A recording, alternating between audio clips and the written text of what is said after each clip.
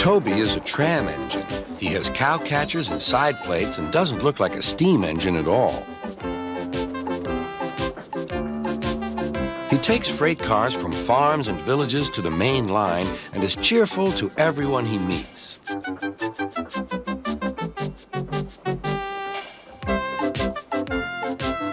He has a coach called Henrietta who has seen better days. "It's not fair at all," she grumbles, remembering that she used to be full and 9 cars would rattle behind her.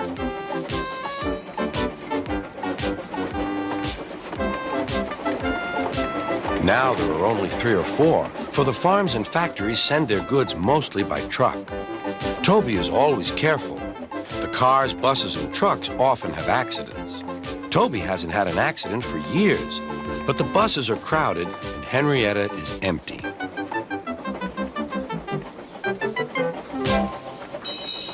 A lady and a stout gentleman stood on Toby's platform. He was, of course, Sir Topham Hatt, but Toby didn't know this yet.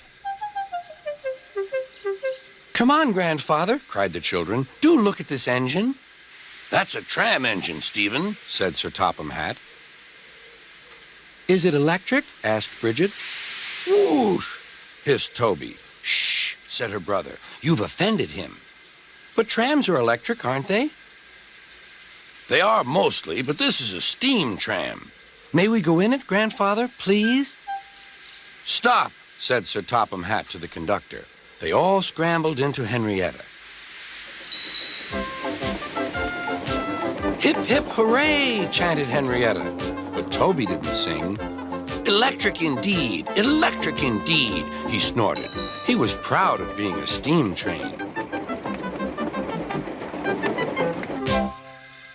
"What is your name?" asked Sir Topham Hatt. "Toby, sir." "Thank you, Toby, for a very nice ride." "Thank you, sir," said Toby. He felt better now. This gentleman, he thought, is a gentleman who knows how to speak to engines. The children came every day for 2 weeks. Sometimes they rode with the conductor, sometimes in empty cars. On the last day of all, the driver invited them into his cab. All were sorry when they had to go away. And Sir Topham Hatt and his family thanked everyone. "Come again soon," replied Toby. We will," called the children. And they waved till Toby was out of sight. The months passed. Toby had few cars and fewer passengers. "Our last day, Toby," said his driver one morning. "The manager says we must close tomorrow." That day, everyone wanted the chance of a last ride. The passengers joked and sang, but Toby and his driver wished they wouldn't.